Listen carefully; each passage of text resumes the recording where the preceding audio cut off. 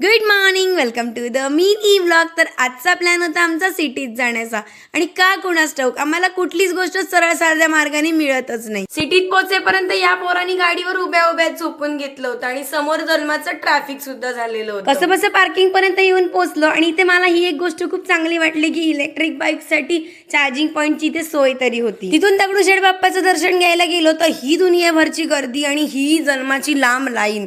आणि हा व्हिडिओ आहे 26 जानेवारीचा. एवढा लेट टाकायचं कारण इतकंच की खोकल्याने माझा घसा पूर्ण 8 दिवस पूर्ण बंद पडला होता. माझा आवाजच फुटत नव्हता. त्यामुळे हा ब्लॉग थोडा उशिरा पोस्ट करत आहे. आणि एवढ्या गर्दीत दर्शन घेणं शक्य नव्हतं म्हणून बाप्पाचं दर्शन बाहेरूनच घेतलं. स्वामींचंही दर्शन घेतलं.